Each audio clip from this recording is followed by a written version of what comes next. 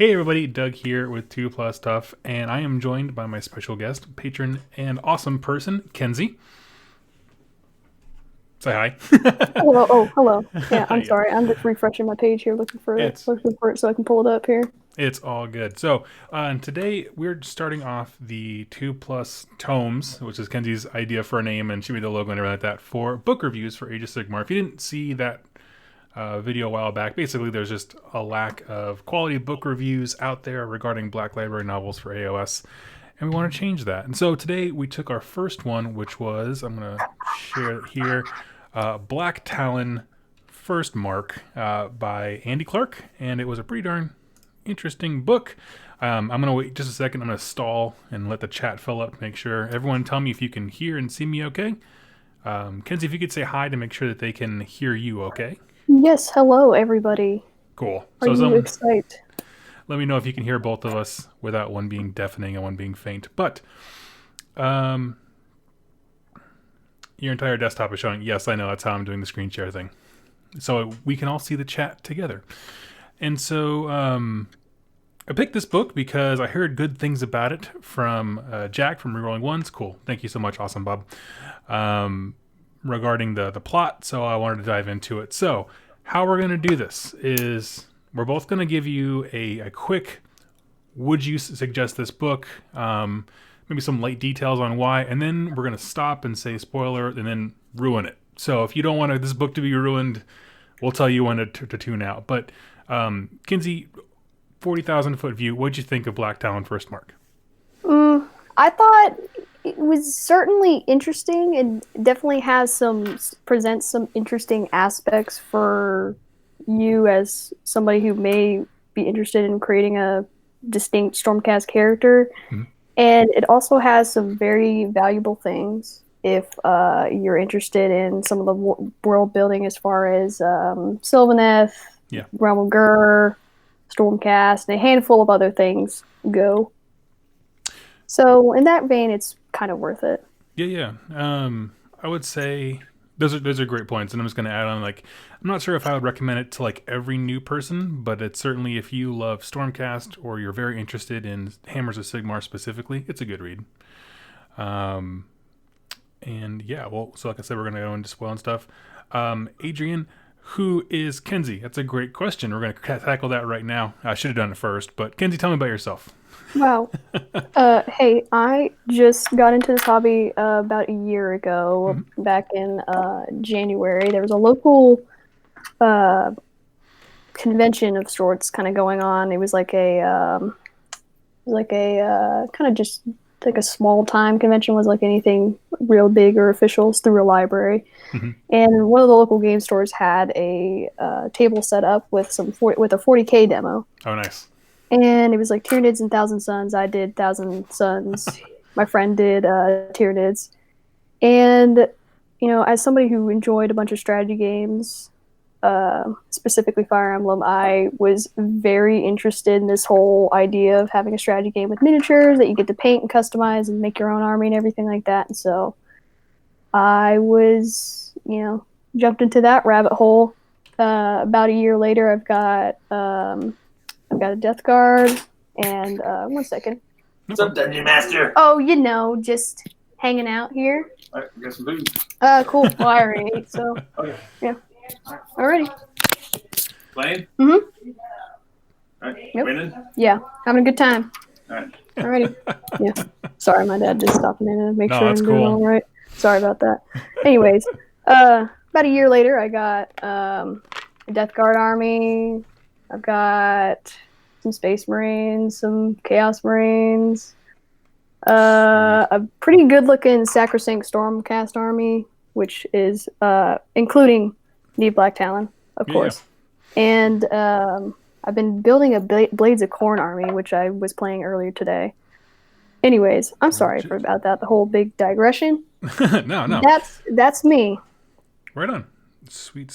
I'm excited to be here and reviewing this book. Yeah. So one thing that you shared with me was that you actually wrote. Well, I know you have a strong emphasis on the literature and that kind of stuff, and you wrote a short story regarding Sisters of Battle, which I put in the links down below. So if you want a free short story regarding Sisters of Battle. Obviously, it's not a Games Workshop story, but you know what I mean. Yeah, she did a great job, and it's an awesome quickie. Yes, I do write on my free time. If you are in the Discord, the Rerolling Ones 2+ Stuff Discord, I will offer my services if anyone is interested in having me write some narratives or do some pictures or anything like that. I am interested always. Sweet. And stuff to do. Yeah. So it's a free Discord. You don't have to be a patron of that. It's through Rerolling Ones and 2+ Stuff. Should also be in the links down below. I'll check that afterwards. But yeah, okay. We're gonna get course correct, getting back on track. Sorry about that. Thank you, Adrian, for pointing out that I hadn't introduced my guest. But yeah, just to say, I'm gonna say it's a pretty good book if you like Stormcast, and it kind of explores a few of the realms. One thing that I will say for people who still don't want spoilers is that if you read the back of the book, it gives you a brief description, and I actually have it here. It's a bit misleading. It is more than a bit misleading, I will say. The entire plot that it puts in this section right here, I'm highlighting it on my end, has absolutely nothing to do with the story. This is like the first chapter. Yes, so, everything that's on the back occurs in the very first chapter, which is pretty good. It's a good first chapter. It is technically accurate in depicting some of the events in the book, but it is falls short of the entire point. So I just want that it is a good story, which we're about to spoil, but don't be surprised when you're reading it based on that description if things don't seem right. So that's the only thing I would add. So anything we want to cover before spoilers? Well, just in addition, I would like to say that there's also some significant value if you're interested in Sylvaneth. That's true. And if you're interested in Nurgle, especially Nurgle, because the villain in this book is excellent from a kind of like conceptual level. He's really interesting. Sweet. Okay. I'd love to see him on the field as like modeled somehow. Totally. Yeah, I think we'll get into why, but I think something like the Tomerkin model from Forge World or something like that, I think it's probably not a bad substitute. But he doesn't quite fit the mark, though. The first mark. Heyo. So, let's go ahead and do some spoilers. So this is your last chance if you want to read this book. We gave it a pretty... It's above... It's not bad. It's not written poorly. No. It's a great... Andy Clark's a great writer. He... It's just very specific that if you really want to get into the Age of Sigmar universe, there's probably better ways, but this is really good if you like Stormcast, particularly Hammer Sigmar. So, okay, spoiler warning, done. That's it. Travel, go you therefore at your own peril. Let's start with the actual plot of the book. Right. Do you want to go ahead and tackle the plot? You want me to give the quick rundown? I think if I start going into plot, I'll go like super long. You saw my notes. They got longer. They're still not done. It's almost as long as the book. I love it. It is excellent. Yeah. So the basic plot of the book is that when I made the joke about the description of the story here, that is the first chapter. We are introduced to a knight Zephyros named Neve Blacktalon, who is hunting a Tzeentch sorcerer, I believe. He's a Tzeentch sorcerer. It's a Tzeentch sorcerer. And it's a really cool, they give you this snapshot of what her hunt is like as she prowls around. And she goes after him, zips straight through basically a bunch of Chaos worshippers and followers and all this like that. There's even some shout-outs some Zangors. So Zangors, yeah. That's exactly what I was going to say. Yeah, Zangors. I think there's some Carrick Acolytes as well. Maybe an Ogroid, something. All sorts of cool, like, little nods to the actual faction. Yeah. And she goes up there and she has her best buddy who we're introduced to, which is a knight. I get all these things mixed up. Knight Venator. Yeah, he's the which is the one with the Star Eagle and the bow and arrow. I think. Yeah, for some reason, I get Venator and the Azeros kit backwards every single time. So that's his. Okay. His name's Tarion. Tarion Arlor. Yes, and he's just a good buddy. I don't know. He's just kind of there, and together they go and plow through this Tzeentch encampment, and she ultimately slays her mark, meaning the Tzeentch warlord wizard guy, And as she's killing him, he starts muttering some kind of curse or something like that, and then her and him both die. They jump down a well, Yes. And which all is of a very sudden, Zinchi. she reawakens as being reforged, so she died. And a number of things start happening to her where she believes that maybe the thing he was muttering was a curse upon her, and that's going to be important kind of throughout the story. It's sort of a footnote, but it gets kind of brought back up again multiple times. And we're introduced to Neve, and I think we really get to know her more in chapter 2 going forward, where she mentions she's been reforged 9 times. Yes. Well, The death at the beginning of the book is her 9th reforging, and it's Tarian's 6th, so she definitely has some more experience underneath her belt, I guess. Totally. And she is very renowned for being an incredibly efficient assassin. So even when she dies, she always kills her mark. So apparently that whole, like, I'm taking us both out scenario has happened numerous times, which is awesome.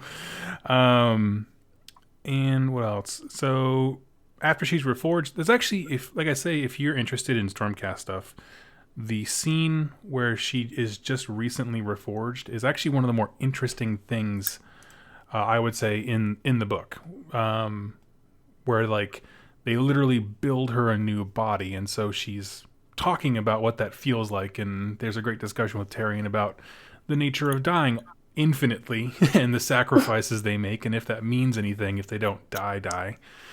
Just cool stuff. That's all die. Yeah, I'm gonna do like a video that kind of wraps up her as a character, but so that was an interesting read. And then she, soon after being reforged, faints and has a vision of what we know, knowing what we know as readers of this lore. A Nurgle warband comes in and crushes a human settlement, or I guess just a settlement, not really necessarily human, but destroys it. And there's babies crying, and there's like nasty things happening, big monsters. She sees this Nurgle warlord up on a hill, like silhouetted. And, the first when I first read that whole thing, I was like, oh my goodness, it's Comic-Con on his big maggot on his toad dragon, and I was like, that's a weird way to bring him into the main narrative, but okay, I'm down. And when she wakes up, she has punched Tarian so hard it dented his chest in.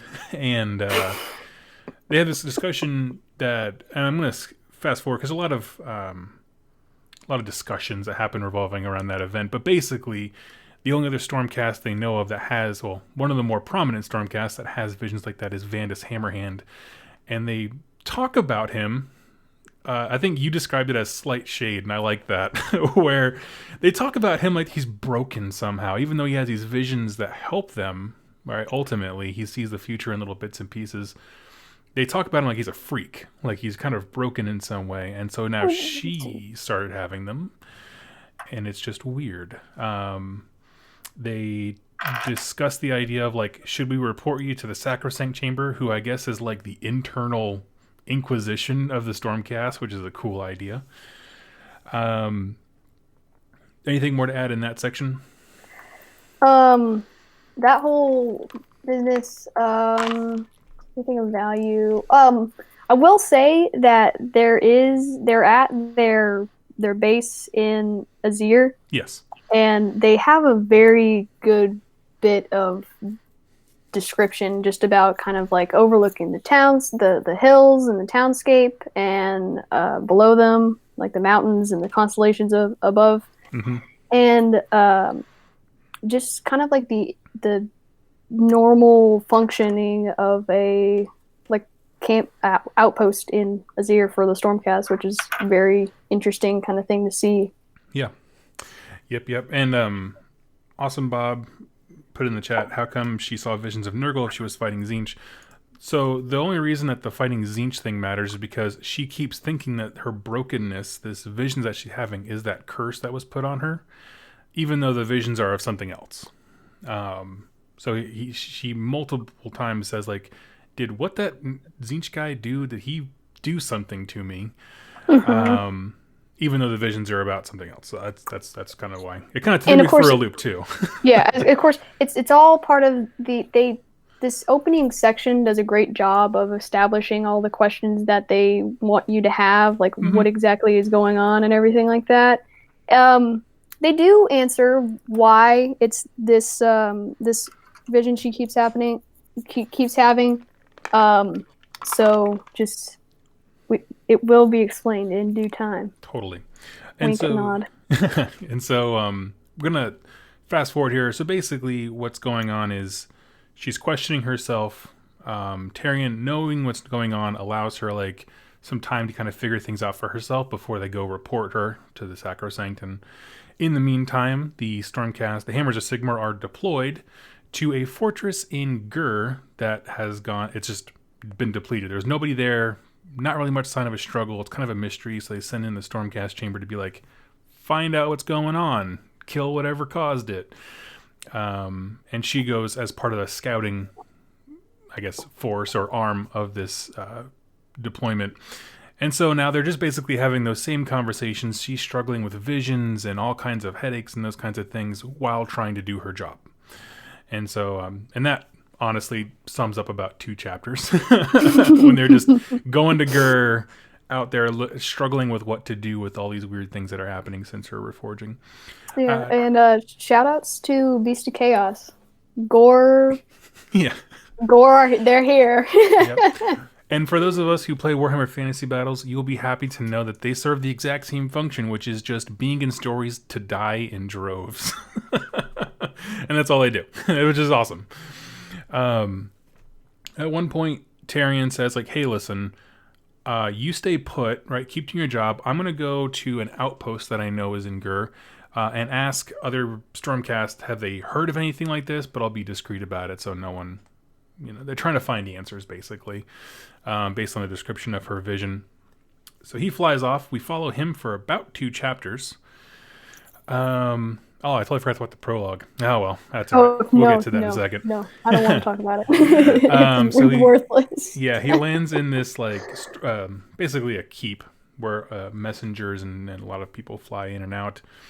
And I'm going to yada, yada, yada this a little bit. But basically, through a series of events, he finds out that I need to go to Guran, and he interacts with some Sylvaneth there. The Sylvaneth are being attacked. Well, he gets attacked by Nurgle, and then the Sylvaneth come and save him. And at that point, he's like talking to the Sylvaneth. They say, basically, bring us the girl. Which kinda, yeah. Yeah, and well, it's really weird because this one branch wraith, only this one branch wraith that he interacts with, has this really kind of hard to read accent, and I think somebody in the Discord chat was comparing it to like a Scottish accent or something. It was interesting and distinctive, and I liked it. But initially very hard to read. But yeah, they're like, hey, come find me. Tell your friend to come find me later. Bye. Yeah, so you read it, right? I read. Like you read it on paper. I listened to it through audio. Oh, yes. I read it on paper. Yeah, I listened to the audiobook, and it had, like, the lady trying to do a very, very thick accents. It did sound Scottish, and for the first 2 lines, very thick. I honestly wondered if she was trying to be incomprehensible, like using a fake language kind of thing. I was like, what are you talking about? No, she went, the author went a little bit heavy, really heavy on this. It wasn't nearly as bad as in the later chapters where she was. Mm-hmm. But I'm not like complaining about it, but because it was distinctive and I liked it, and I was like, oh, that's how to Sylvaneth speak. No, it's only this one. Yep. One branch wraith. Yep. And so going back, Tyrion then flies back, and he's like broken and battered from all his fights. He meets up with our hero Neve Blacktalon, tells him everything that's going on, and says, okay, I told you what's going on. Now we have to go tell the Sacrosanct Chamber, to which she punches him in the jaw so hard that he passes out after doing like 2 chapters worth of like grueling battle to get this information for her. Dude, Tyrion is a really good friend. A really good friend. A really, really good friend. You got friend zoned so hard he passed out from the punch. The sheer impact of it took him out of the game. it was that cliche, where the hero has like their female counterpart, and they're like, all right, and she's like, all right, we're gonna we're gonna take out the villain together, and the male punches her and is like, no, I must do this alone. That's what Neve did, but in reverse. Yep, exactly. It was interesting. Yes. So then now we find Neve running, and fun fact, because of all of her flaws that she's had from Riftforging, she can actually kind of like ride the winds of Theoric, kind of like the bird riders can, Paladors. So she can shift into the wind and like cover massive distances very, very quickly. And so she then starts running from Gur through a realm gate to Guran. Oh no, the realm gate is in a volcano, which is awesome. Yes, so that was freaking cool, man. So she jumps into a volcano and goes to so you have to go in the Guran? volcano, and then you come out on the magma side, but it's like a fortress, a Dwarven fortress she's trying to sneak through. Yeah. Shoutouts to Fire Slayers? I guess. Question mark? I don't know. And then when she arrives there, she starts having all kinds of weird, not memories, but everything seems familiar, and she doesn't know why. Pretty quickly, she meets a human named Catalia, who is riding a beast. Like, basically, it sounds like, kind of sounds like one of those earworm bugs. I imagined him as like a human-sized centipede with like not as many legs. That's not creepy at all. Oh no, I thought no. The way I imagined him, he had a really cute-looking face. I was like, that. I liked him a lot when he was there. Yeah, name is Keto, and she's interesting. She's a pretty cool character. She's like super, young, like 16, I think they said. Something like that. They couldn't really determine. Yeah, kinda... I think Neve made a reference of her being around 16. Yeah. So and she's cool. She has these two gauntlets that are like arcane artifacts. When she slams them together, it makes bolts of lightning and basically does an arcane bolt. Yeah, I think in chapter 15, towards the end of the book, she explains that it channels the power from the realm of life into her arms and punches folks with it. It's kind of awesome. I like it a lot. Yeah, it's cool stuff. And basically they form this kind of weird bond where Neve doesn't want to leave her to die as she goes at being attacked by Skaven. And so she's like, well, I can't leave you here because I'm like a good person. But also I have this thing that I'm trying to do. I'm trying to find these Sylvaneth. And they basically just go along together. And there's a lot of chasing. This is a scene...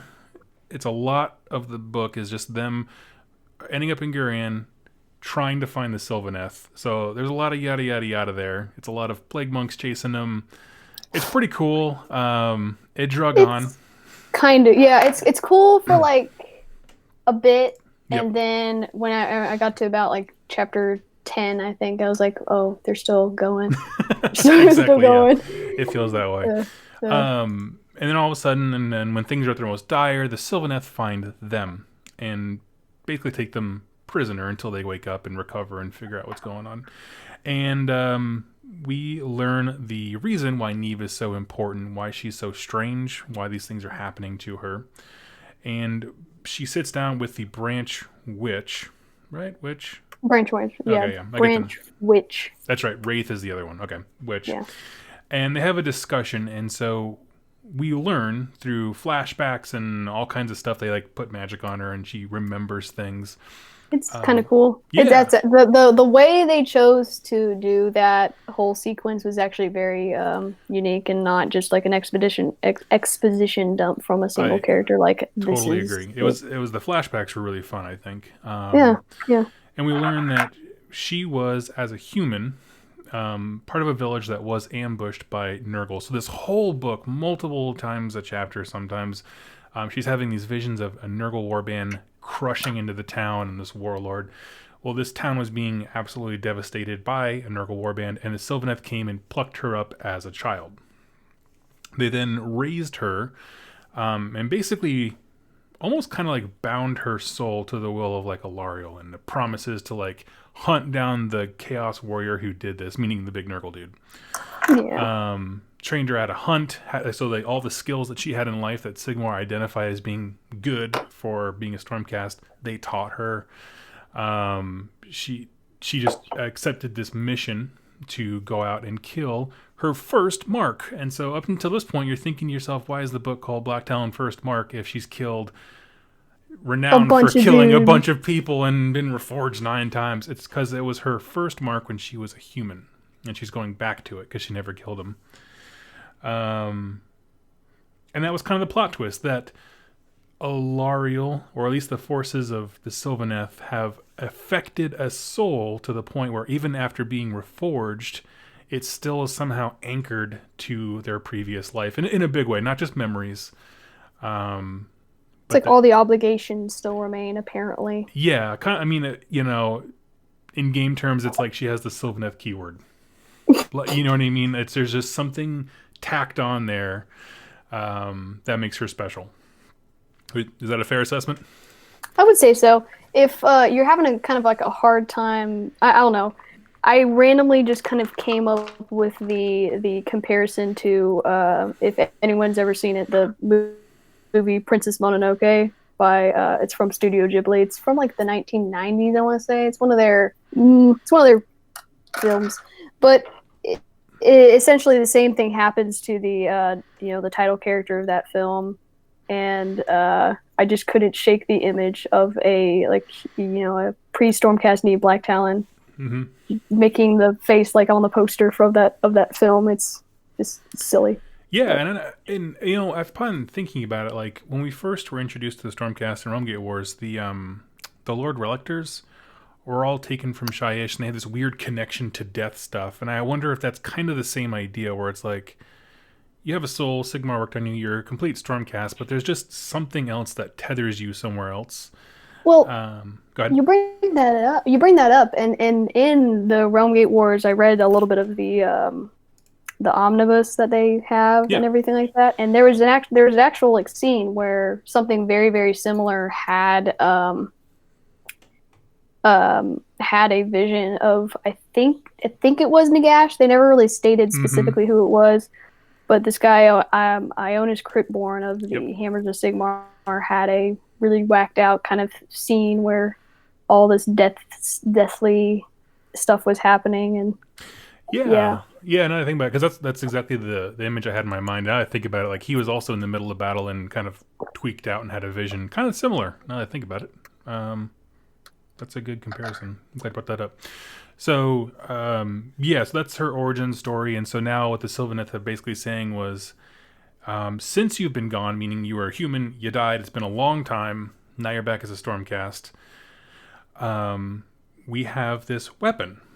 And it's basically, think of it as like a bomb, right? It's a very short-range bomb. What we want you to do, Neve, this is the Sylvaneth talking, is take us into the heart of that Nurgle Lord's fortress. Let's detonate it, kill him, most of his followers. And us. Yeah, well, we'll get there. And we'll kill him, and then you can say successfully that you killed your first mark, you fulfilled your obligations, we're now even for us saving you as a child. And she's conflicted because now she's remembering things of like trusting these Sylvaneth, like without question, they were her family. And so even though they seem dark, and do you remember what the Sylvaneth? They're from the Dreadwood Warglaive, which is the dark and mean ones. The edgy ones. I described them in my notes. The edgy ones who don't. The edgy ones. They don't play kindly. So I said they don't play nice with others. Yes, and so that's the plan, right? We're gonna get all this together. Well, Neve says, "Well, I'll only do that if I can bring Catalia because they're forming this bond." We don't really see them form it, but they form it apparently. It happened. And she's like, I want to make sure she's safe. She's not your prisoner. She's going to come with us. Real quick, let me qualify that with the fact that Catalia also has a beef with this Nurgle Lord Ungulot, as he is called, because he destroyed her tribe, the Morn tribe, and she's like, I need to get revenge for my tribe, my entire tribe, because Of course. So you, Neve, are gonna help me Yep. get in there so I can kill him. Yes. And so there's a whole lot of competing mutual interests. Like everyone. It's really weird. They get into Yeah. arguments over it, even Yeah. though they're doing the same thing. Exactly. Yeah. The Sylvaneth have a bomb. Neve has 2 axes, and Catalia has bracelets. And they're all like, "I'm gonna kill him with my thing." And so it's kind of a party. And that's basically what happens. They go on a trip. They bring it's a whole Sylvaneth everything. There's Tree Lord Whole Ancients and there's plan. a bunch of dryads, hundreds of dryads, all of them. And they pile in. They sneak into basically an opening that the Skaven Pestilence had left open because Pestilence are working for the Nurgle Lord. And there is like it's like a 1-chapter interlude of us getting to know the villain of the story. And Lord Ungholdgots is a cool dude. I'm not sure if I'm pronouncing that right. It's how the lady said it. He's excellent. Yes. Oh, okay. I was pronouncing it Ungolglot. I can't say it with my. Yeah, no, it's like.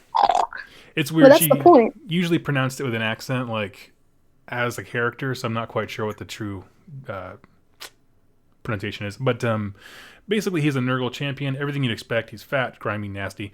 He's also a very educated man. Has a massive library, and he is a biologist at heart. Where his kind of mutation, his boon from Nurgle, is that he can look at something and understand its biology. And so he uses that to twist and make weird creations and, I don't know, just ways of doing life differently, but with all kinds of chaos, warp, and stuff like that. His fortress, he took a priest of a town that resisted him and turned him into the fortress. It's disgusting. The entire thing. It kept growing and growing and growing until it was 7 miles long. Yes. 7, because Nurgle. Yep. And so it's a living fortification, and it's massive. I mean, the way they describe the chambers and that kind of stuff. Awesome. When they're in there. So it's this one dude in perpetual horror because he stood up on a faith level or something like that and just really ticked him off. And so this poor guy got turned into this like horrific colossus of a building. So he lives there, makes a bunch of fleshy creations, basically bioweapons, that kind of stuff. Abominations. Oh, yes, exactly. And so they go in through a opening that Skaven left. There's a whole lot of fighting. If you like, this is the obligatory scene where Stormcasters take axes and start carving things up. And Sylvaneth too. If you like the Sylvaneth, it's a good part for that. And they just kind of systematically go through. Their plan starts to fall apart pretty quickly. Because they have to leave behind the Sylvaneth at one point to keep going towards the center, like all the tree lords and stuff like that. They get stuck because they can't fit into a tunnel. Yeah, exactly. Yeah. Oh, no. As they're on that journey, Neve starts to question the branch wraith a little bit more and more, and branch witch, and she kind of deduces like, oh, this isn't a bomb to kill chaos stuff. This is a bomb to kill anything that's not Sylvaneth, and so that means Neve would need to be reforged, and Catalia, her human that she's trying to protect and help her avenge her family, is also going to die instantly. And so they're like, well, this kind of changes things now that we're all going to die except for you. So they start working towards the goal. At the same time, the rest of Neve's chamber shows up to hunt for her because now she is a rogue agent. They need answers. The idea of a Stormcast fall into chaos is not something that they can tolerate. You have to investigate. And so they show up. Entire chamber. Yeah. Everyone. Yes, because their moms. Exactly. Yeah, because now they're manhunting one of their own, which is like kind of a super metal idea, and I kind of dig that. Kind of, but at the same time, like the entire chamber. Yeah, I know. She's that good. But they show up on the other end of the palace, and they basically sort of meet up. All these combined forces. They explain what's going on. Hey, listen. I'll tell you the whole story later. Right now, we have to go kill this Chaos Warlord. They got a bomb. It's going to kill all of us. And the way the things kind of pan out is Neve is told, hey, you take Catalia and get out of here. The Stormcast will help the Sylvaneth get to Ungholdgots and detonate the bomb. So there's a lot of Neve running out of the place, which is, again, massive. It takes a long time to get out of there. Bolts out of there with Catalia. The Sylvaneth, the whole time their numbers are depleting on both ends. Finally make it to Uncold Gots, detonate the bomb, and the whole palace just goes... It's like a Michael Bay, like the end scene of a Michael Bay movie. Just everything's blown up. They're and actually running from an explosion. Yes. That is there. Yep. It's kind of funny. My favorite scenes, and I'll just tap on this one. Neve has Catalia around her back, basically like just carrying her, and she wind shifts out of necessity. And so then Catalia is like barfing and hacking up because it ripped the air out of her lungs, which is kind of fun. My favorite exchange between the both of them in the entire book is after that scene where she's like, "What did you just do?" And Neve is like, starts to explain it and everything like that. And she's like, "I don't care. Just never do it again." Exactly. Yeah. I don't need the specifics. Just don't do it again. Which is kind of, they never really show us good details about what wind shifting is like. So that's kind of a cool thing. Everything blows up. And then there's an epic fight where Unghold Gots didn't die from the device. He jumped out of a window when he saw the Sylvaneth bringing it out. Again, remember, he was at one end, Neve was on the other. And so she wouldn't have seen him jump out the window. He shows up. I think he said something about him having like a warding charm or something on him. Oh, okay. Like I thought they mentioned there was it. glass on him because they thought he jumped out a window. Could be both. Neither. Whatever. He survives. Yeah. And there's the big hero fight between the hero and the villain of Unghold Gots versus Neve Blacktalon. Obviously, they're both very badly wounded. It's a cool fight. It actually is a good fight. Unapologetically, like I will say, it is pretty legit. Yeah. More, I would say, compared to like her hacking and slashing through gore with like a warm knife through butter, it was a good fight. And the Skaven and everything like that. Yeah. Well, there were two distinctly good, kind of like cool action sections for me. It was the first chapter versus the Tzeentch sorcerer, and then the last one with Unghold Gots. Yeah. And Catalia got on in action too. She had a really cool moment where she like stood up against the fly dragon thing that he had, and it was like, I got this. Yeah. Probably one of the coolest scenes of the book is when she gets hit by one of his plague spells. And the descriptions there are really terrifying. It's brutal. Yeah. It is excellent. I can whip out the book right now and read it if you want, but yeah, go for it. Huh? Yeah, when I tell you this is a fun scene where it's like she starts decaying as a human. It was crazy. If you have it quickly, that's cool. If not, we can move along. Yeah, we'll move that. We'll save that for later. Okay, sounds good. When we talk about like the actual writing, maybe. Yeah. Ultimately, Neve kills Unghold Gots, and then rushes Catalia back to any kind of gate to Azir for the healers, because now she has like Nurgle level plague stuff. She's not just sick and battered. It's Nurgle. Yeah, it's like I don't know, chaos stuff, and that's pretty much where the book ends. There's an epilogue where they're just chatting. All of the resolution, like you don't actually see her get back to Azir and be like, "Oh my God, you must heal." It would just jumps back to her and Tyrion just chilling out at the fortress, like, "Yeah, you think she's gonna be okay?" And they're like, "Well, they said she would be." You good? She's good. She's fine. Yeah, sure. And so that is fundamentally the plot of the book. So that's it. I mean, if that's something that interests you, obviously the big plot twist that they did, I think, a fairly good job of building up to was that her origin story matters so much now. What's interesting is that when she remembers her origin story of like being bound to the Sylvaneth, she kind of goes like Super Saiyan. She just kind of like unlocks some abilities in her, becomes very acute with her senses, that kind of stuff.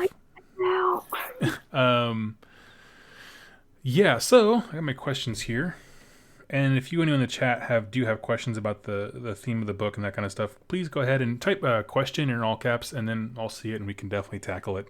So Kenzie, what kind of themes did you see represented in this story? Well, I had plans to go in my notes and be like do a semi-comedic thing where it's like, what is this book about? And just kind of analyzing things that it could be about, and like discerning which is most clear to like what the actual content was.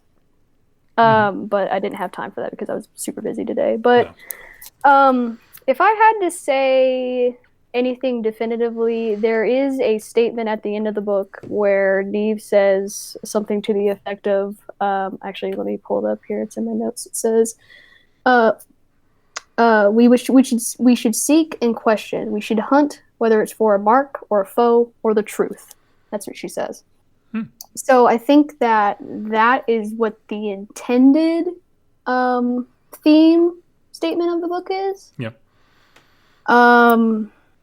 But whether or not how accurate it is to the actual content, we can debate.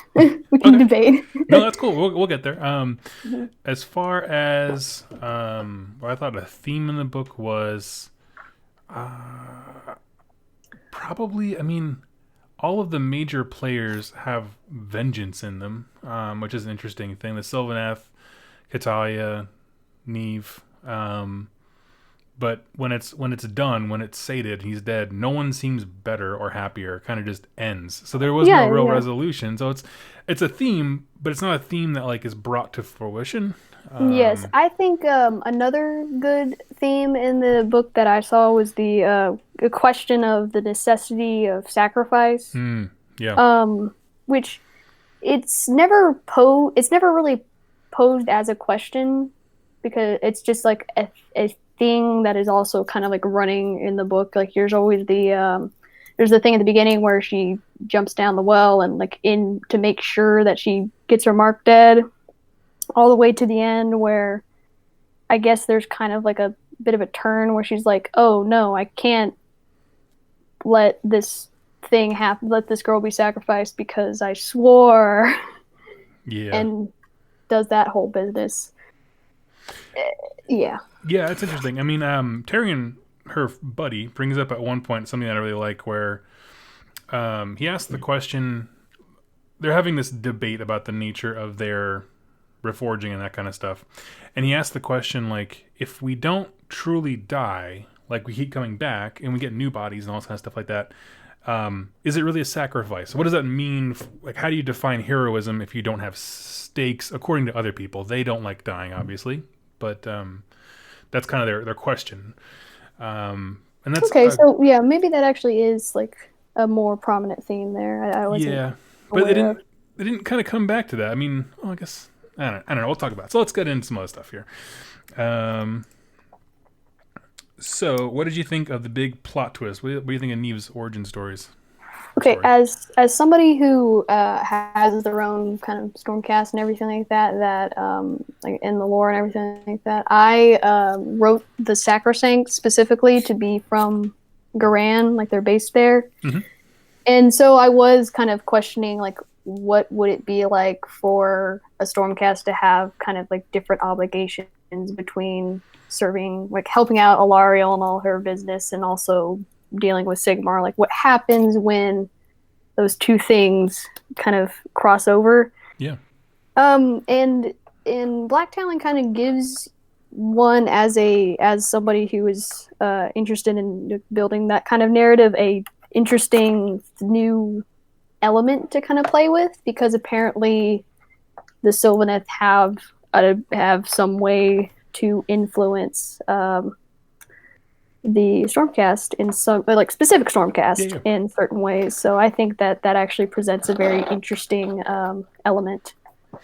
Yeah, I thought the idea of modifying a soul it's a theme we've seen more now. I mean, Nagash certainly did it in another book, which we'll talk about. I was about to say, save that for next month. Yeah, in another book. But, but it's happening where, like, Stormcasts are not this infallible, perfect purity machine thing.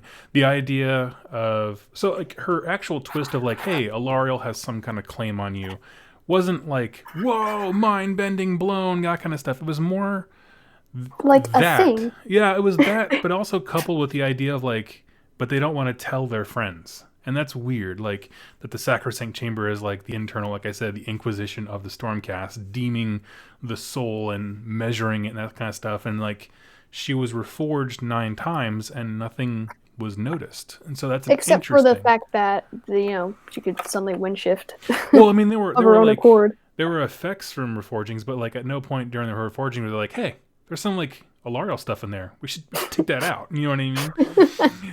It never like they didn't see it, and so that's an This interesting weird blue stuff. Exactly, yeah. So I thought that was an interesting thing, like her origin story coupled with the fact that like there's a shame and a secrecy, we have to hide it from our own people, kind of thing. I thought was cool. Yeah, but okay. Go for it. Going off that bit where you said like where it had very little like whoa. Yeah. There wasn't ever really any moment of raw, intense emotion in this kind of book because I don't know. I guess when it came to like what kind of things do I want to draw, because like I did offer to do a few illustrations like of stuff that happened in the book, and I did send some stuff in the Discord chat if you can find it or anything like that. But it was hard to find stuff that was kind of like inspiring, if only because there was no like real intense emotional scene that was like, oh, I gotta capture that, you know? Yeah. It's there was no real big impact to that revelation. Totally, yeah. And we can, let me see here. Tell you what, let's get into our criticisms here, and then I want to end with scenes that we really liked. So we'll end on a positive note. Well, yes. let's get a little critical here. As far as stuff that I didn't, I think, well, things I guess, the things that I liked. I like the idea of her origin story. I like more and more when Stormcast have to confront the fact that they were a person with a whole life, but now there's something else, and that's like a theme that's repeated multiple times. Vanda's Hammerhand Cardis, they all have like to deal with memories.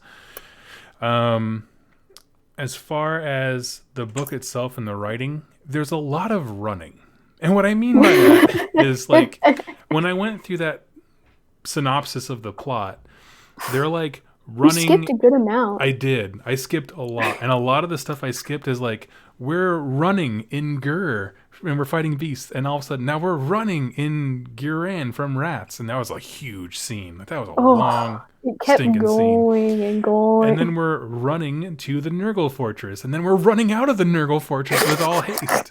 And now we're running back to Azir to get Catalia there. And so no, it's just, they didn't even show that. At that point, true. they're like, "Oh, I think we showed." That irked me honestly, because okay, I made that criticism of there being no emotional scene. I lied. There is a really good emotional part whenever Catalia gets messed up and Neve's got her in her hands and she cries out to Sigmar like, "Why?" Yes. And then it just ends. Yeah, it was a weird ending. Like if they had adapted one more chapter, I'd be like, "This is amazing." They had an excellent opportunity. For once, they had an excellent opportunity to have that. Like they created a very natural bit of tension. It was like, "Oh my God, what's going to happen?" It just ends. Yeah, it could have been a lot if they had added one more chapter where it was like either A, Catalia dies from the Nurgle injuries, in which case Neve is then confronted with like literally sitting there and watching her former life happen in real time. Like she was also a young person full of anger and hate, went to fight the same person and died, but she got turned into a Stormcast and Catalia didn't. Like that would be a really deep, hard moment. Goodness, that would be amazing. Or she survives and the two of them have to say like, now we have these lives without vengeance, right? Because like the person they were both hunting, their life's mission is all dead. Obviously, Neve has a mission, but now Catalia has to figure out what life means when she's not part of an eternal Sigmar crusade. Like there were a lot of ways they could have gone to make this super interesting, but they just cut it out and they just like ended. You're like, what? What? Ended. And even then, I'm like, okay. Is it just me, or did Chapter 17, was it not a huge tease for like a future sequel, Blacktalon, Second Wind. Yeah, no, yeah. That's what I Subsequent would March. call it.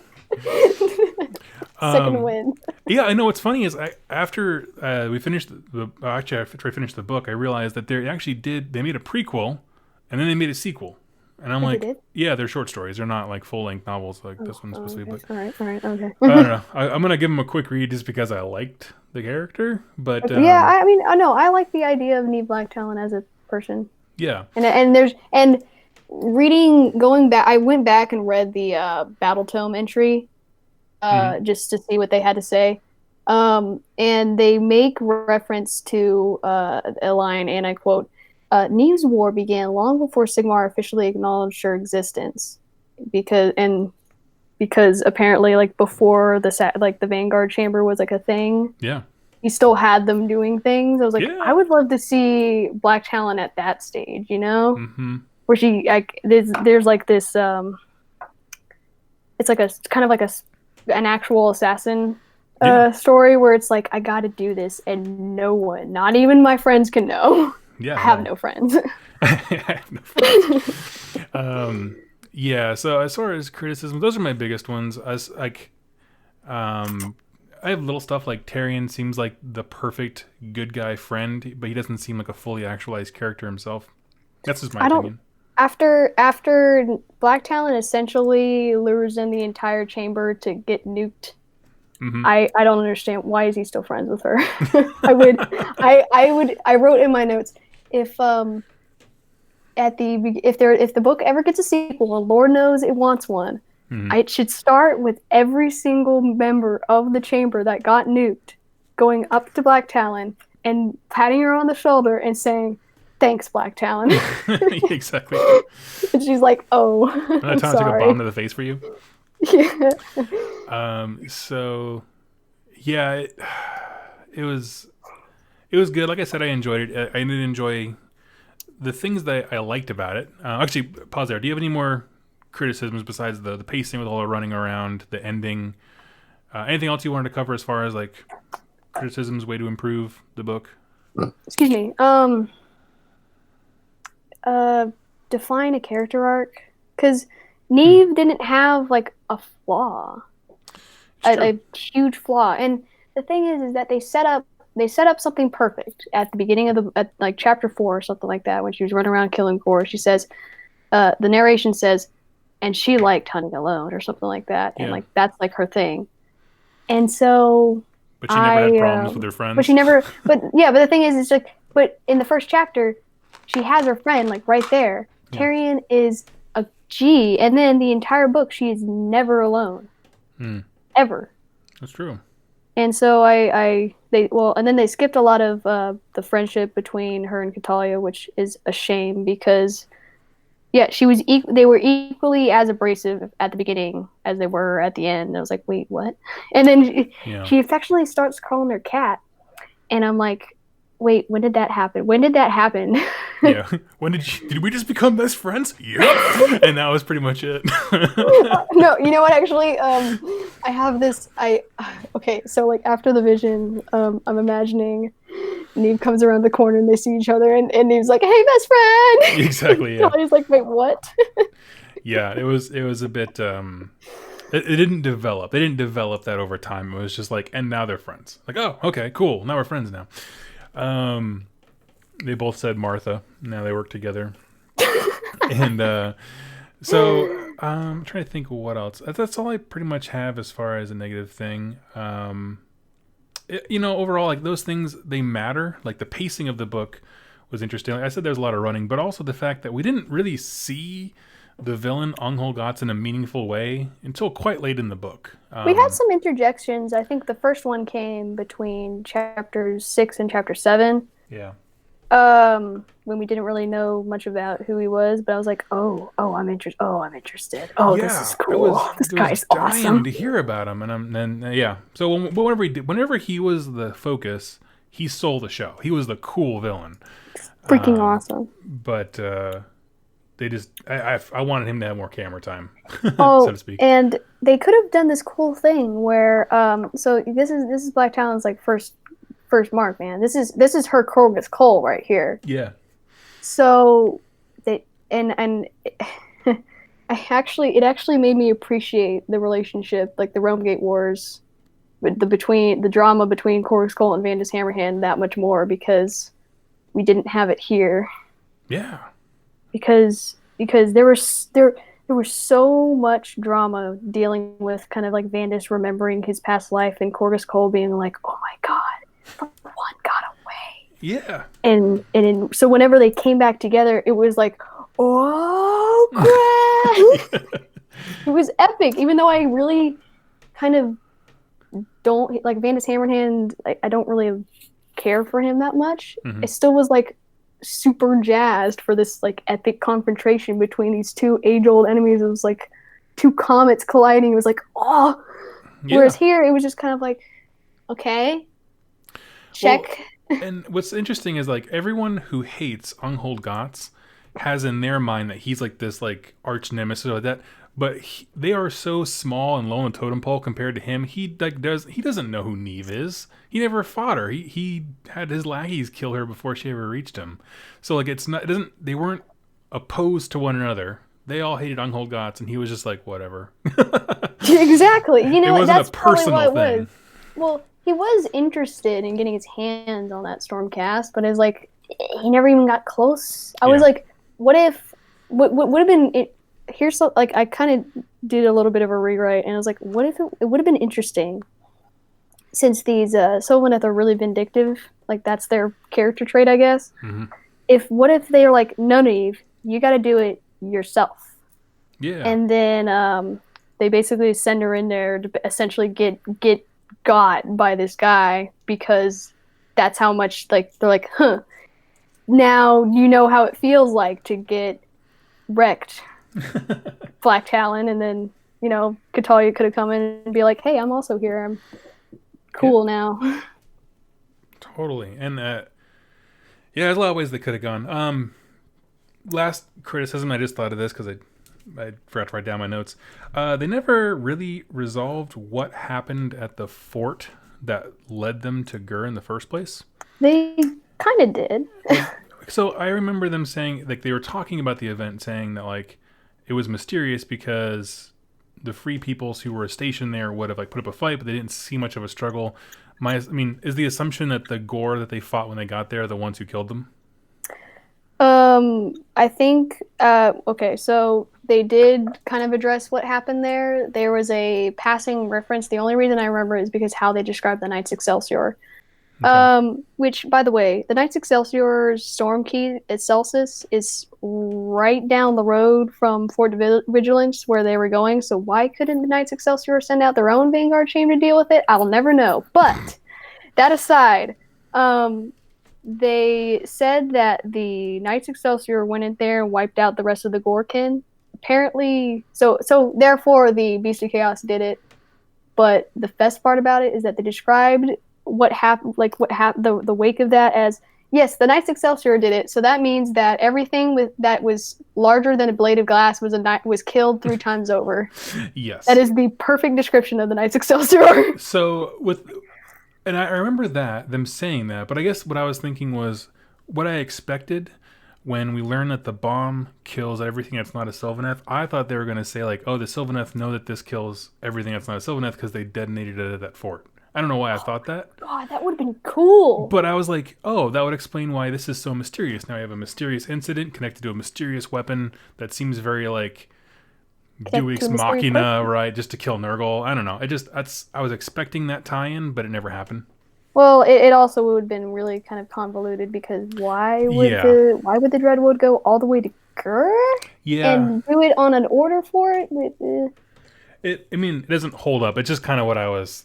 But it would have been way more interesting. Yeah. Well, I had the events in the fort in my, like, when you see weird things like that, you put it in the back of your head and you're like, okay, we're going to revisit this later. And it was like, no, it was just Beastmen and now they're all dead. I'm like, oh, okay. Yeah, I kind of forgot that happened because, I started at the beginning of the month and then like took a break in the middle because I was, I think, painting Blood Warriors or something like that. And then I came back to it at the very end of the month. And by the time they brought up that fort, I was like, oh yeah, why? Why did that? It was because they had a good setup there. I was like, Yep. okay, where are you going with this? And then No. No. All right. Yeah, totally. Um, okay. Do you have any other criticisms you want to shout out before we hop into the stuff that we You know, liked I'm or remember? gonna I think I'll lay off. I'll lay Okay. off for now. Okay. If anything, my criticism boils down to character writing. Just do it better. Yeah, and I mean, and that was a major theme amongst my notes as well. Is just this Mhm. idea of like no one really develops from this. I mean, I think part of that development could have been in that last chapter I talked about. There's a few ways they could have truly ended it, but Mhm. they didn't. It just is kind of what it is here. Um, as far as scenes that I really really liked, I'll kick this off. The amount of very natural dialogue they have about what it is to be a Stormcast and kind of the things around that, I thought was very interesting. So Tyrion talking about the nature of their sacrifice if they're immortal, we already touched on that, so I'll just bypass it. But that's a very good conversation. Another one is when they're at an encampment in Gur, all the Stormcast are chatting amongst themselves, kind of about Vandus behind his back. Yeah, And that slight shade there. yeah, and they talk about like, one guy even says, if I come back wrong, I want you to kill me. And their wrongness being like you're changed in some way. And then that's a fundamental thing that they have this fear built in of like it's easy to portray Stormcast as like we're immortal, we don't fear anything, it's whatever, we come right back. But they have a very legitimate concern about like the nature of their souls because they see themselves as temporary still, even though they're immortal, and things go wrong. And it was a very cool scene of them all being like, that dude's broken, and then Neve, who's suffering visions as well, is like, shut up, he's not broken, he's just fine. Getting really like uncomfortable. Just like, He's well, fine. no, I don't think she ever really says anything. I don't remember Yeah. her like freaking out or anything like that. I just remember her like giving them the death stare, and they're like, "Oh yeah, she's a knight. Let's not." Yeah, she kind of lets the conversation go for a while, and then she snaps him like, remember, he's your superior, you're not allowed to talk. Like, that's Don't do sedition. You know that. what I mean? It shuts him It down, was basically. it was yeah, but I'll yeah. The when it comes to dialogue and Black Library books, I'm like it's always weirdly gripping. Yeah, I thought I'm gonna call him Andy because now we're friends because I'm reviewing his book. But I thought Andy Clark did a great job as far as like just really nailing like they're still these heroic beings, but they just still talk normally amongst themselves. I mean, maybe not with anybody else, but what other scenes stood out to you as being particularly awesome? Well, this isn't much of a scene, but it's definitely an element. I love the way every single different kind of like distinct faction spoke, Hmm. especially the Nurgle guys, the Nurgle worshippers, like from the Blight Kings that Tyrion fought at the Crater Outpost to Uncle Glotz himself. They had like very just little bits to their dialogue that just made them very distinctive. Like, oh yeah, that's definitely a Nurgle dude there.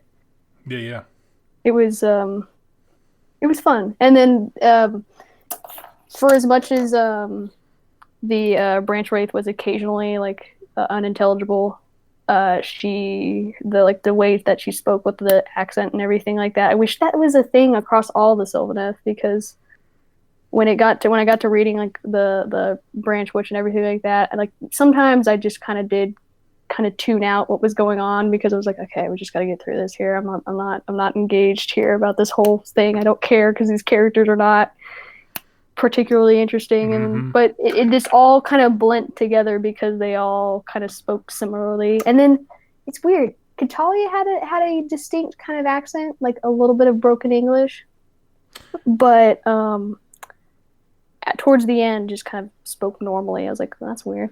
Yeah, she was straight Russian in the book. It was pretty fun. Which And Mother yeah, Garan, yeah, tree top you. exactly, yes. So that was kind of a fun. I didn't see that coming. I don't know. I don't know what I was thinking she would sound like based on the cover art, but I was just like, oh, okay, cool. She's riding a bug and chatting like a Russian. That's awesome.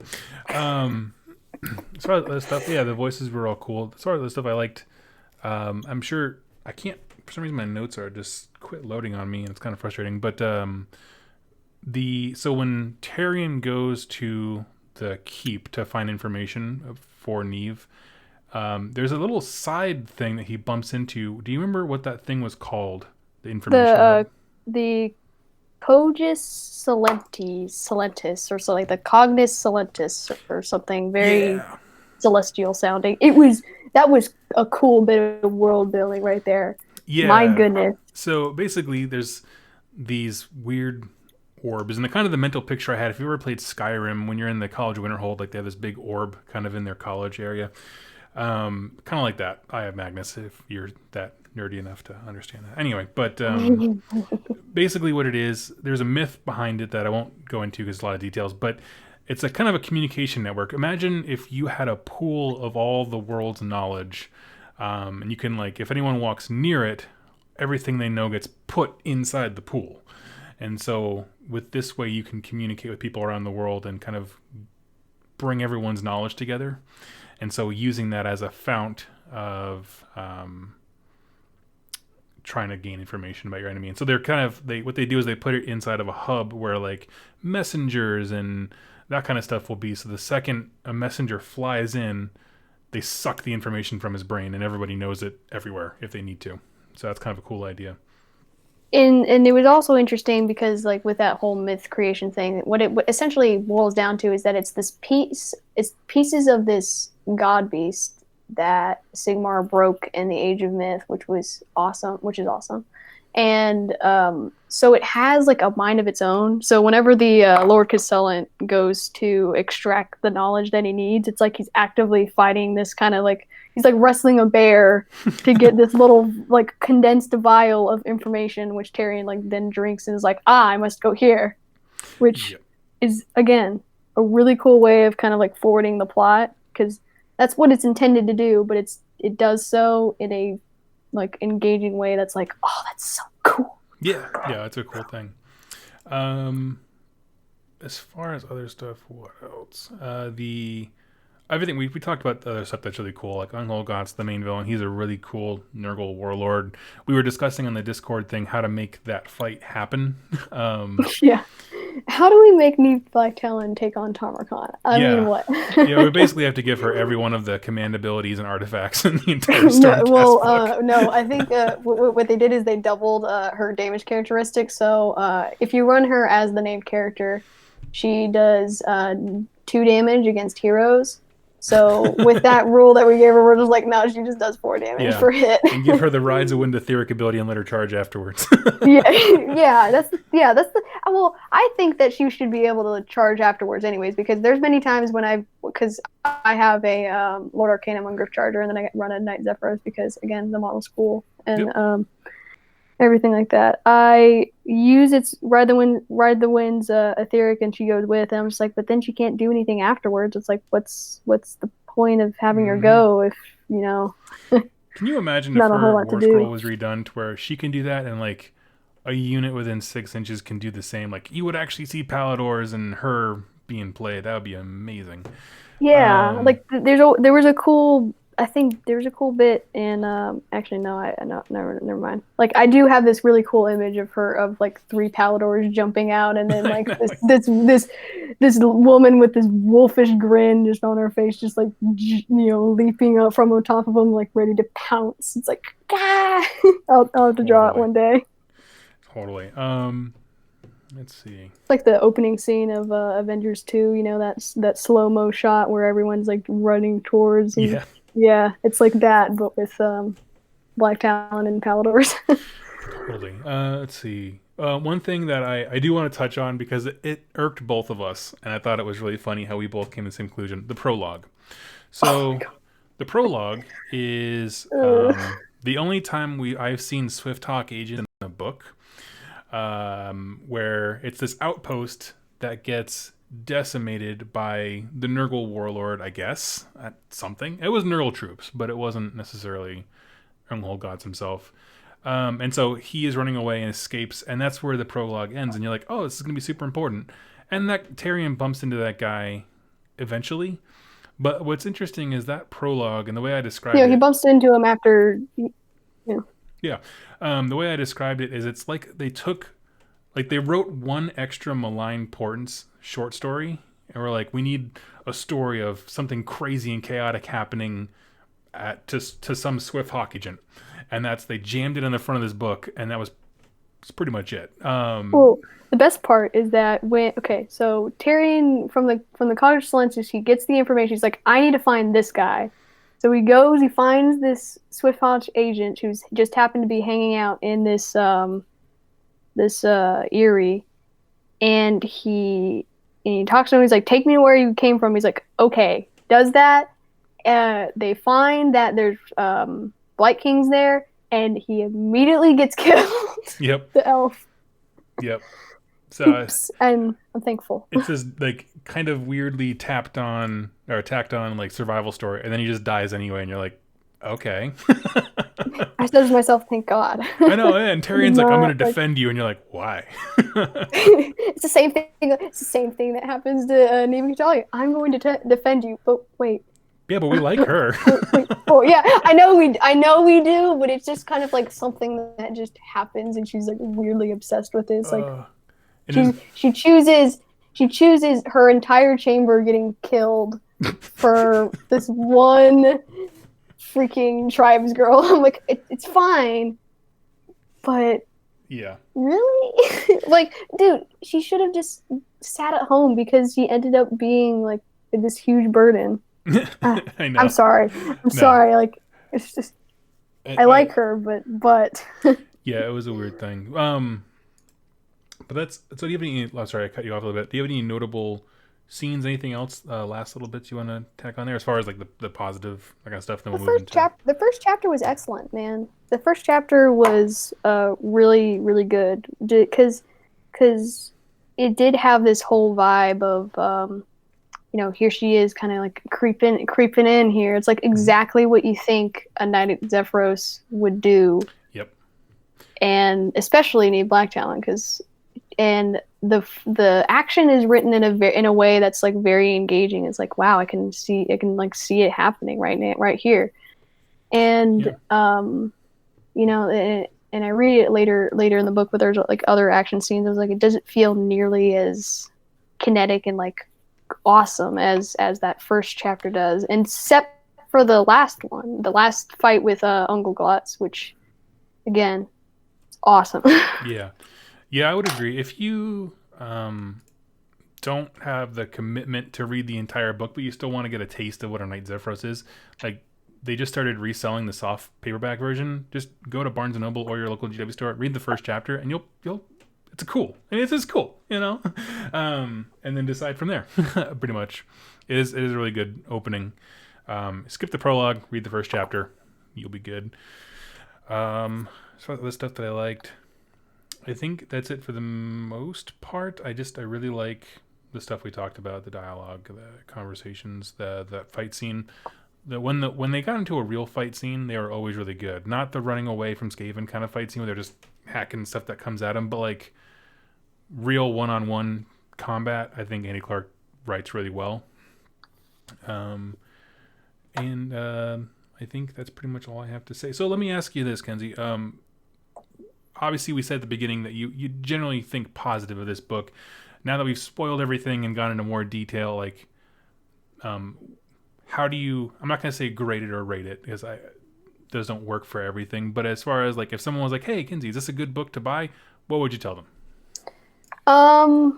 I'd say, if you like the Knight Zephyros model and you enjoy using it as much as I do, which I always try to find an excuse to take it in my list, you'll find something to enjoy there. Mm-hmm. You'll find something you're gonna like. I mean, I think I come out of it net positive. Like, I found elements that I like. Like, it's weird because, yeah, like another Black Library book that I read had very similar issues, but I didn't enjoy that one. Whereas this one, I'm like, this is okay. Yeah, it's interesting because it kind of fits in this weird space where it's not quite. If you'll forgive the term, people in 40K call it bolter porn, where it's just action, right? There's no real character development, nothing like that. It's just shooting, right? If you want to read a book about a guy shooting a gun, he's a superhuman, you just read that. So it's like this pure action thing, but it's not quite a fleshed out narrative where we're watching a character grow and evolve and those kinds of things in the same way. It could have been, but they just decided not to. So it's kind of in this weird middle ground where there's a little bit of both, but not quite enough of either to really like, you will like this book based on blank.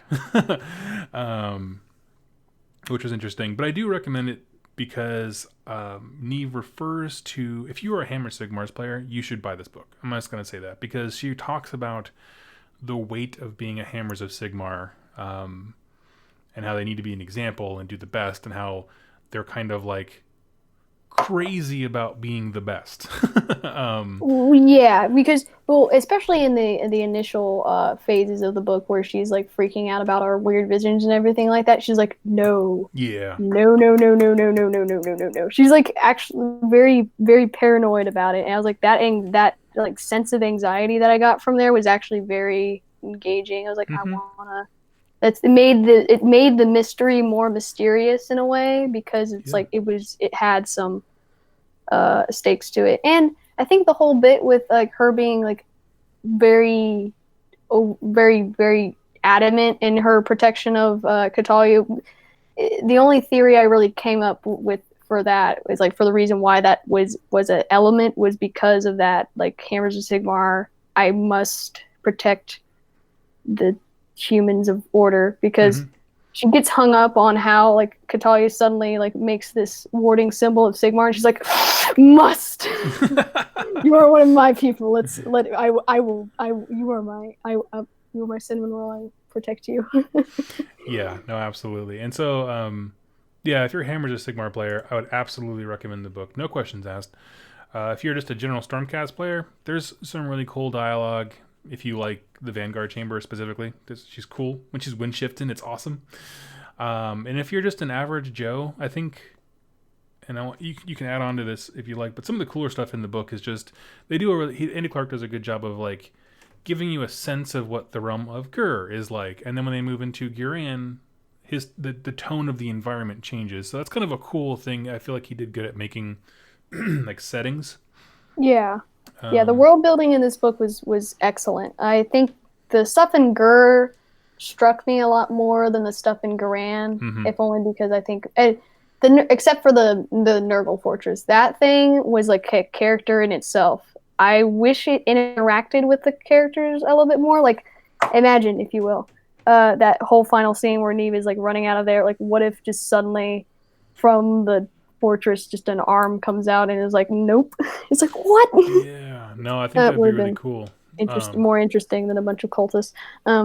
Yeah, it seems, I love the idea of the fortress being a person that got like just totally, I mean, ripped to shreds. Yeah, but it didn't feel alive. It just kind of, it was like a meaty, fleshy walls and that kind of stuff. But I wanted it to be like convulsing or twitching and that kind of stuff. Make it grosser. It didn't go all the way, but no, it like skirted the line of body horror, but didn't quite like jump into it like The Fly or something like that. You know, something where it gets really nasty. Yeah. But I mean, you know, sometimes I think I do think in the back of my mind is like they have this is funded by like a company that is trying to sell you something. So I'm over here, I'm like, there's something that does limit, there is a limit to what you can write that is, you know, Black Library appropriate, I guess. Yeah. Well, that doesn't fall into their new horror thing, I guess. It's just, I don't know. I think that maybe sometimes the thing that we complain about in Black Library could be because of the fact that it's a company, you know? Yeah, it's true. It's a thing I consider. But, yeah, I think that's pretty much it. Did you have any closing thoughts about the book you wanna share with us? I think I covered everything in our questions. If it makes me appreciate my Knight Zephyros a little bit more. I think like I immediately after reading this, for some reason I just like want to go out and grab my Knight Zephyros and just be like, there it is.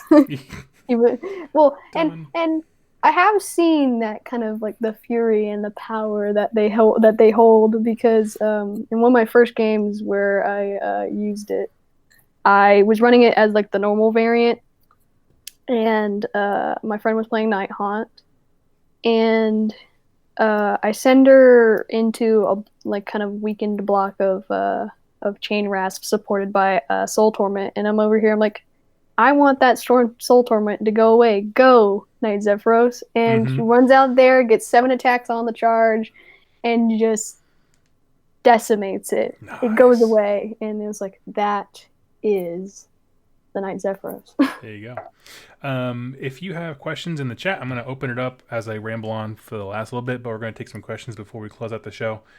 Be sure to type question and then ask your question so I see it. But Sam Cook asked one, says, Doug, what was the audiobook narration like?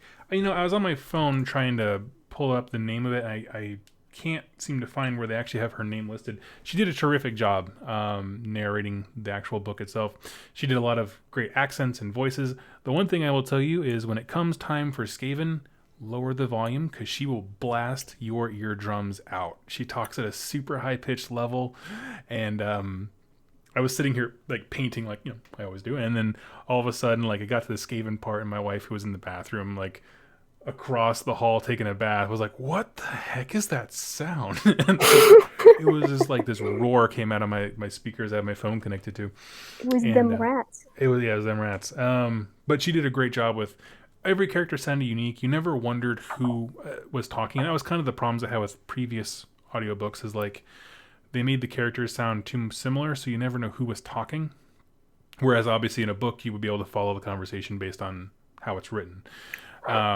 She did a great job with that, and yeah, it was really good. Her Unhold Gots was good. The only time there was exactly one conversation where it was Neve, Tyrion, and the Lord, whatever he was, Aquilor. Arcanum. Yeah, Aquilor. Yeah, Aquilor. they're just chatting, the three of them, and her Tyrion voice sounded pretty similar to her. Like she doesn't have a wide range of gruff male voices who aren't chaosy, but that was the only. It was one very small time, but other than that, it was a very very good narration. I would recommend it if you like audiobooks. It was really well done. Joel says, I think they talked about this in a company cast on the horror books. The books, besides their horror series, have to be PG-13. So that's kind of an interesting thing. Yeah. Awesome okay, Bob says, question, why are the Skaven there? I thought they served the Great Horn Rat. So clans Pestilence have the Nurgle keyword in the game, and all Skaven will sell their services out to work with Chaos stuff, but Pestilence are readily available to work with Nurgle forces.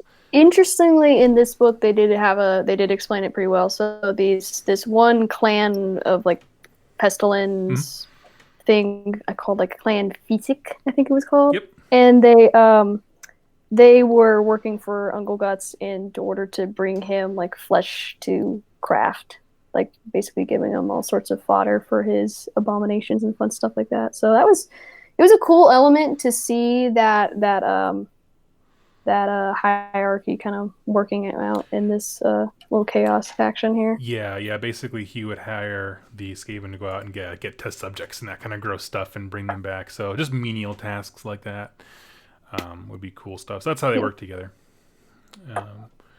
And then, question about what did the Uncle Gods end up sounding like, or in the Sylvaneth? Like, what did she end up doing for that? Because I always wonder about these things. Yeah, no. So the Sylvaneth had a very like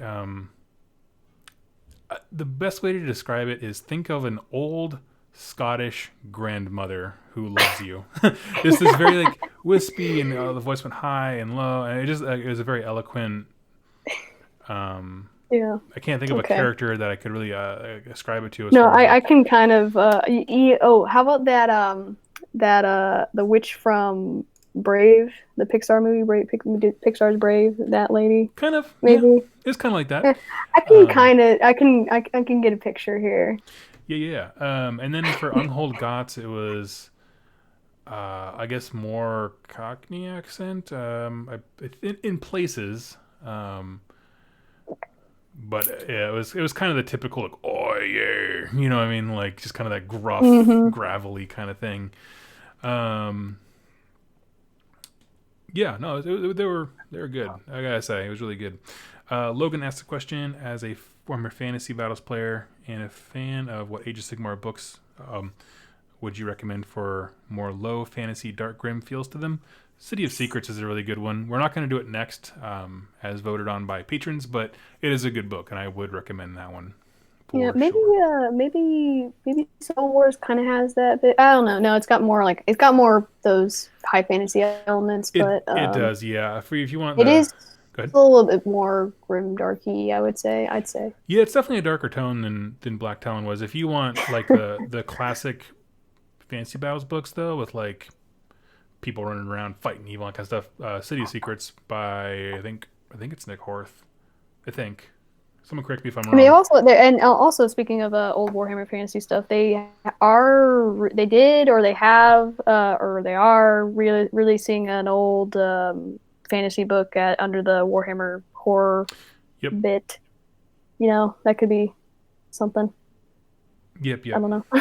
Not my So cup of tea. there's some cool stuff. And then Logan also asks what.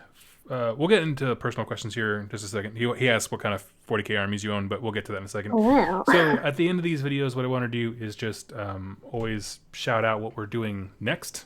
So I'm going to make a big stink about it, make another video. But for those of you watching, the next book, so the book for, my gosh, what month are we in? We're in April? May. Dude, My it's the month goodness. of Time, May. it keeps on slipping. Ugh. Is going to be Soul Wars by Josh Reynolds, which is kind of the titular novel of what we're doing right now in the grand story arc, which is actually probably pretty timely since I'm sure Forbidden Power will be out pretty soon, so people will want to get caught up. So Soul Wars by Josh Reynolds, I liked it. I'm going to reread it. I'm going to have a blast because it's a really stinking good book, and just have a good time. So Well, I remember reading Josh Reynolds little bits on Gardas in the Rome Gate Wars, and honestly, like based off of what I saw there, I am pretty hyped to do that. I'm ready to have some good yeah, maybe conflict what I will stuff. say, since we're still reviewing Blacktown, Josh Reynolds is, I think, the best Age of Sigmar author they have. I liked Andy Clark. He did some cool narrative stuff as far as like there were interesting bits of dialogue that really fed into what Stormcast and that kind of stuff were. But I would say Josh Reynolds is the master of dialogue. His conversations in those books, not a single one is wasted, and they all contribute to the greater theme. Like you and I were having a discussion about what's the theme of this book, right? And we're kind of like, well, it's kind of this, but it's also maybe ish this. You never end a Josh Reynolds book being like, what was this about? You know what I mean? It's just very, he hits it, and I like it. Yeah, so that's kind of what we're doing next. What I can do is give 5 minutes, and we'll open up to some questions if you have questions for me or Kenzie, and then we'll close out the show. So Logan asks, what 40k armies do you have, Kenzie? Well, okay, so I've got a Death Guard army. It's a Vectorum that I came up with called the Bone Blisters. They have their traditional Death Guard green with the bone-colored pauldrons and highlights and everything like that. So essentially, the kind of story I got there is that their trademark disease is that they overstimulate the growth of bone in their victims until it eventually explodes, and then they take the shattered bone bits and put it all over their armor as kind of like decoration. Love it. I also have a Word Bearers army that I'm going to be starting. Actually, I don't. It's not anything that has been put together yet. But I have like Master Possessions, and I have the Shadow Spear box that recently came out. Nice. That I've been putting together piecemeal. I've been more busy doing core and stuff for AOS. But yeah, they're going to be a Word Bearers warband because I don't know why. They're just cool. Because they're the best. And they are the best, really. Yeah. And then I have a Space Marines army, which is mostly the Shadow Spear stuff and a few, event models that I got.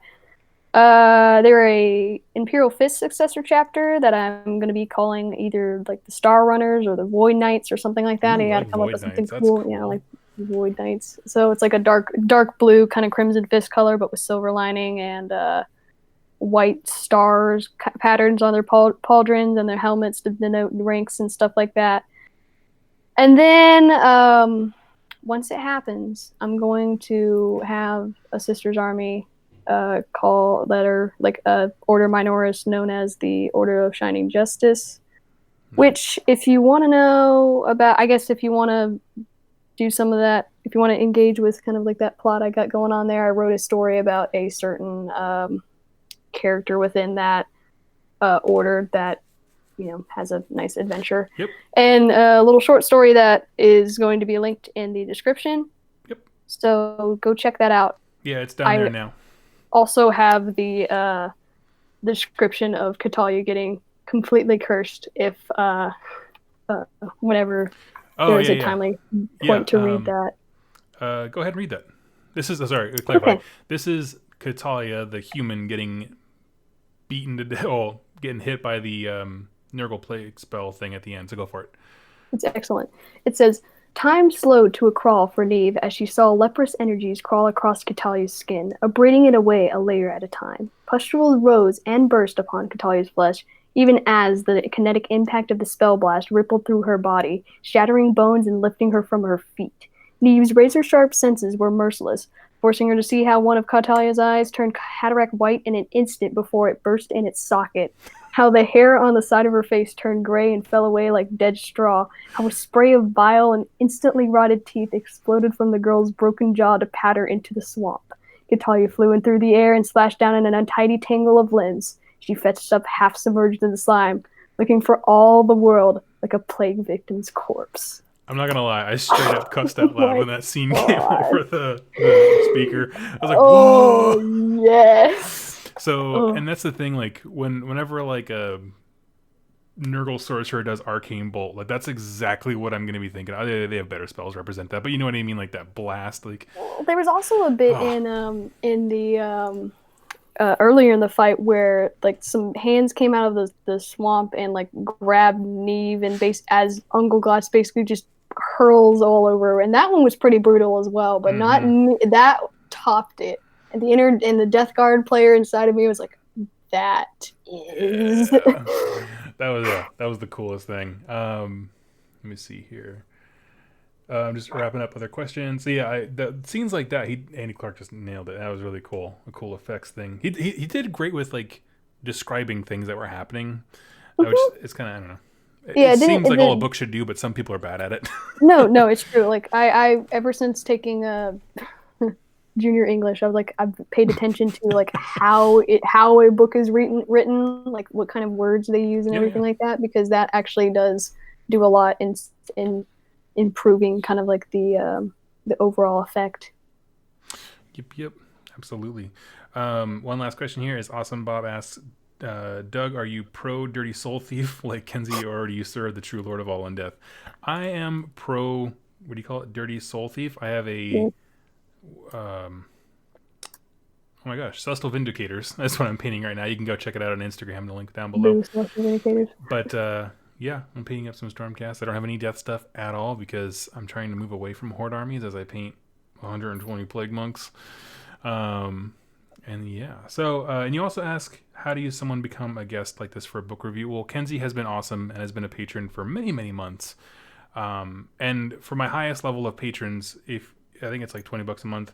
If anytime you are at that level, you can more than are welcome to ask me to join on a show. I tried to get people as soon as they joined as a Patreon, but then everyone joined at once and it got very overwhelming. And Kenzie has patiently been like, hey, I want to do this thing. And I was like, yes, we'll work around your schedule. We'll make this episode happen. Yeah, the whole bit there, I was just like, I'm waiting, because I was still brand new in the hobby, so I wasn't playing in a bunch of games or anything like that, so I didn't really have much interesting that was kind of like to talk about as far as my personal like hobby life. And when it came to this book club and everything, I was like, I saw my opportunity. It's like I know that I know this stuff. I can read. I know books. I can read. I write stuff. I'm like I've written, a bunch of crap. So yeah, and it's a Patreon reward benefit that I have for people. I think 2 or 3 while you're reforgings, a gentleman named Craig was on, and that's him as well. So if you want to join me that way, go ahead and reach out to me over on Patreon, and I'll be happy to get you on. So, Kenzie, do you have any finishing thoughts as we wrap up the show? So you mentioned that you have 120 Plague Monks.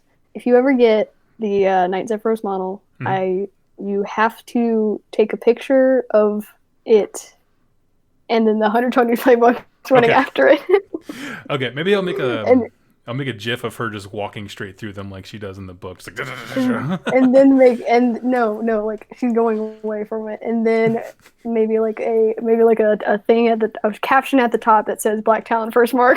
yeah, exactly. Yeah, that'd be sweet. uh, Awesome. Well, thank you so much for joining me. It was awesome. Your insight into the book and was done. You have great show notes. You're very meticulous, and it was just very well done. So I think this is a successful start to the 2+ Tomes book club, and the book was good. There were some parts that could have done a lot better, but overall, I think it's a cool book for many people who will enjoy it. So, Kenzie, thank you so much for joining me, and look forward to seeing you all next time. So, thank you all so much for joining us, and I'll catch you on the next one. Again, Soul Wars, Josh Reynolds, and I'll make a video announcing it this weekend. Any last words? yeah, man. I'd totally be happy to do this again next month, or whenever, because I will be meticulously reading just about all this stuff because I need to be reading again. Yeah, it's been really enjoyable. I'm gonna go build my Sylvaneth now. Okay. Awesome. Well, you go do that and have a wonderful night. Everyone, take it easy and happy wargaming. There you go.